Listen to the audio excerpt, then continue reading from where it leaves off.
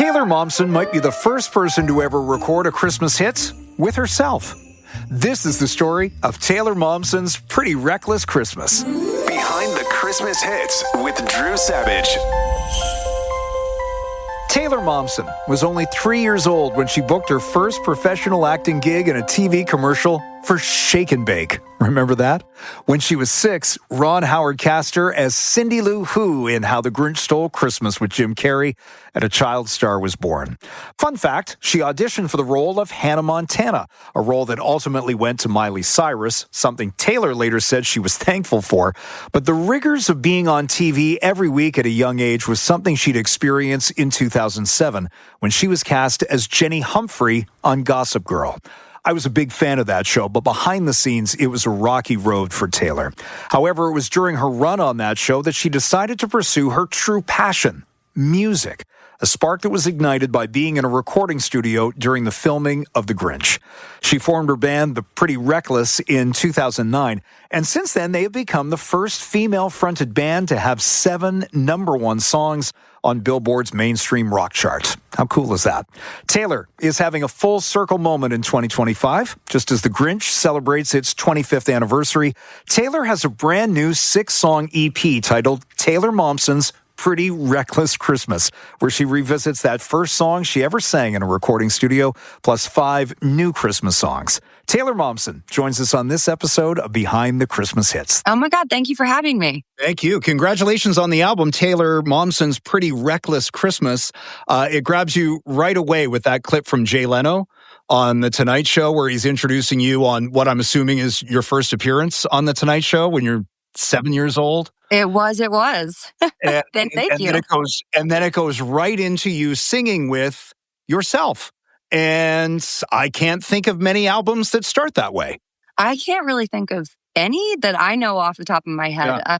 But it was, I'm so happy it's out, and it was so fun and so heartwarming and strangely emotional, like unexpectedly emotional for me to do that, to duet with my 6-year-old self. It's just something I never thought I'd do. And when I was actually in the studio recording it and I listened back for the first time, like I welled up. Like there's something very sweet about it. Fans have been asking you to record Where Are You Christmas for a very long time now. So now that you finally have, now how does it feel knowing other people, the people that have been asking for it for so long have heard it? How are you feeling with that now? I feel great. The response has been amazing, and I'm so happy that it's like it really was for the fans. Like this whole record is a giant present to the fans. So I'm glad that they're loving it so far, and I really hope that I can spread some joy this year. Like that's my whole goal with this record, is to just spread some happiness and spread some joy and, make some people smile. Cause I think we could all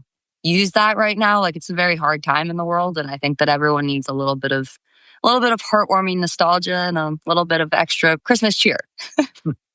I don't know how often you go back and rewatch The Grinch. I mean, it's probably not as often as some of the rest of us do. But you must have spent some time with it to prepare to sing the song. I'm just wondering what goes through your mind when you listen to your 6-year-old self sing those words. I mean, I crack up every time because my voice, it's so shaky and so young and, obviously hasn't changed yet, but it always brings a smile to my face. And I think that that's the point. Like I can't hear the song or watch the scene or watch the film, any of it, without having a stupid grin on my face. And I think that that's part of why I think The Grinch has resonated with people so much over the years, is that it's so universally loved. Like it's for everyone, it's for kids, it's for adults. There's no division in The Grinch at all. And I think that that's just amazing to be a part of something that brings people so much joy. Monday, as we're recording this, Monday, November 17th, was the 25th anniversary of the release of the film. It sounds like it had been a while maybe since you've watched it. When was the last time that you would have watched it?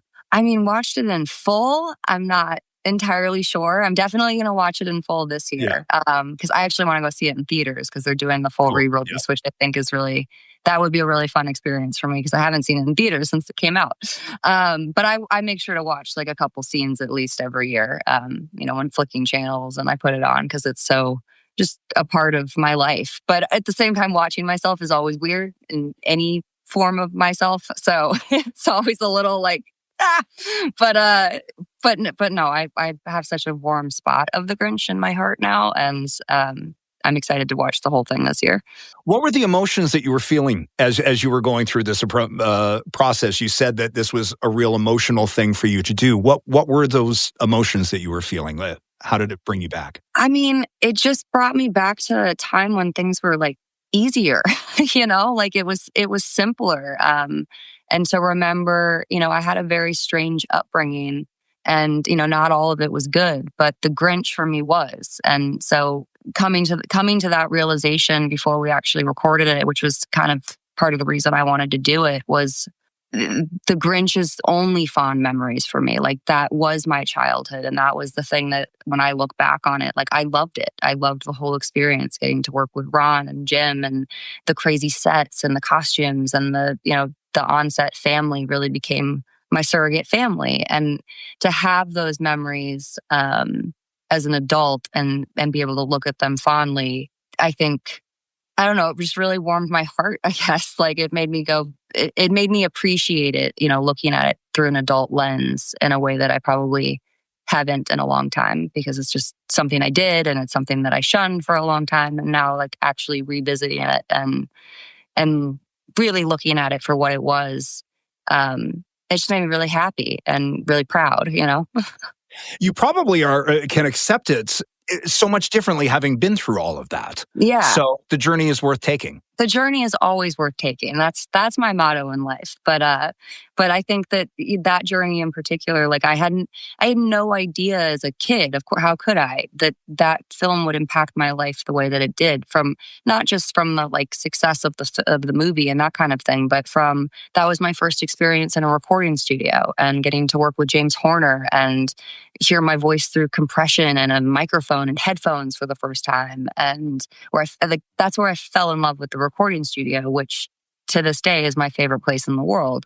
All of those kind of collective memories and experiences formed who I am today. And so to really be able to take a step back from that 25 years later and look at it with the lens that I have today is just, it's a very surreal feeling, and it's very cool. You mentioned Jim Carrey a couple of moments ago. You just saw him at the Rock and Roll Hall of Fame induction ceremonies, which I think I heard you say was a total surprise.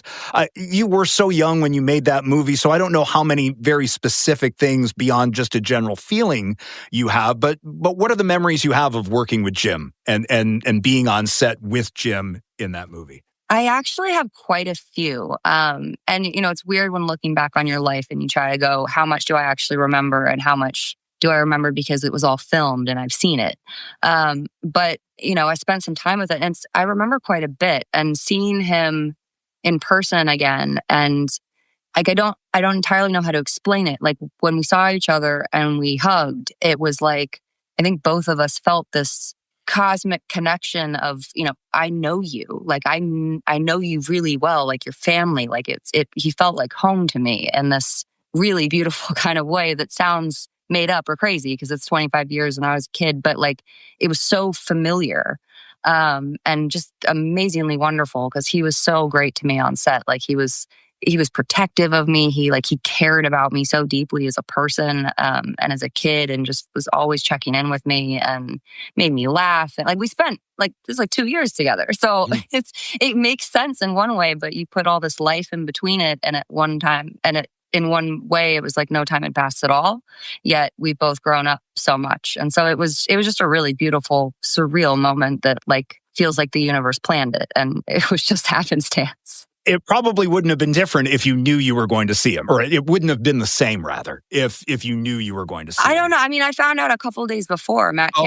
Matt Cameron told me, and just even that alone, like the fact that Soundgarden, because he was there inducting them and I was there performing with them, and the fact that Soundgarden was Jim Carrey's favorite band while we were making the film, and I had yet to discover Soundgarden, but you fast forward a few years later and Soundgarden has impacted my life more than any other band in the world. And it all culminates there at that night at the 25th anniversary of the Grinch, and all those things. Like it's just, it feels scripted. Like it's too crazy, and it was just awesome. Taylor Momsen's Pretty Reckless Christmas is the name of the EP. It is out now. It's not just Where Are You Christmas. There are 5 other original Christmas songs on the album. I think a lot of people will relate to Christmas is Killing Me. Yeah. About the craziness of the holidays. And I just want to mention how much I love the final line, "Someone stop Mariah Carey." Because it works on a couple of different levels. If you're talking about the craziness of Christmas, of course, that's the obvious song to have some fun with. But also, I don't know how many people are aware that Mariah co-wrote Where Are You Christmas? So it also feels like a bit of a tip of the cap to Mariah on that. It totally is. And first of all, love Mariah. All this whole record's done with a wink and a smile and some tongue-in-cheekness. Love Mariah. But, I felt like Christmas needed a little bit of a reboot. We need a little freshness for the holiday. We don't get a whole lot of rock and roll Christmas albums, but we got this one, and it's a ton of fun. Taylor Momsen's Pretty Reckless Christmas. Thanks so much for the time. Thank you so much for having me. Happy holidays. I'm Drew Savage. You can find me on Instagram at Drew Savage on air. If you enjoyed this conversation with Taylor, please leave us a rating and review. It does help other people find the show. And don't forget to hit subscribe before you go so you never miss a story behind the Christmas hits.